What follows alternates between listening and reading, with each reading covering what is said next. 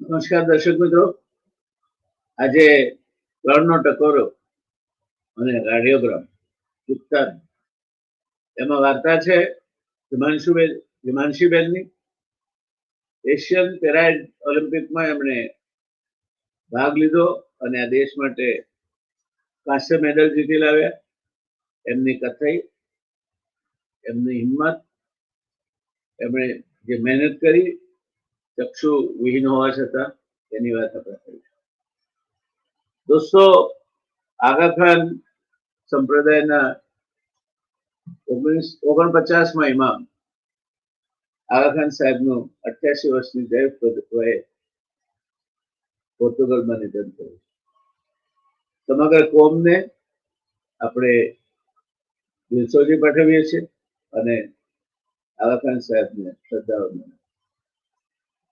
દોસ્તો, માત્ર કેટલાક દિવસો પહેલા પાદરા તાલુકાના લુણા ગામની યુવતી 25 દિવસ પહેલા અમેરિકા ગઈ હતી. હમણાં જે લોકો અમેરિકાથી હાંકી કઢાયા એમાં 37 ગુજરાતીઓ, જે અમૃતસરમાં વિમાન ઉતર્યું એમાં 104 ભારતીયો પરત મોકલાયા. એમાં 37 ગુજરાતીઓમાં આ યુવતી પર છે, જે હજુ 25 દિવસ પહેલા અમેરિકા ગઈ. કેવા સોનલા લઈને ગઈ અને કઈ રીતે એને પાછા આવું એની વાત કરી. અને આ વધારા અંતે આપણે એ વાત પણ કરીશું કે કોશિશ કરને વાलों की कभी हार नहीं होती,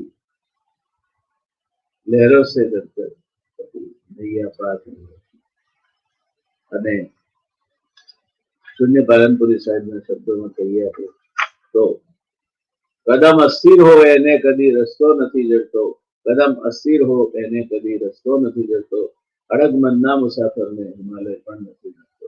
તો આજે જોડાજો મારી સાથે 3 વાગે કાર્યક્રમ. અચૂક જોડાજો. મારું નિમંત્રણ છે. ધન્યવાદ.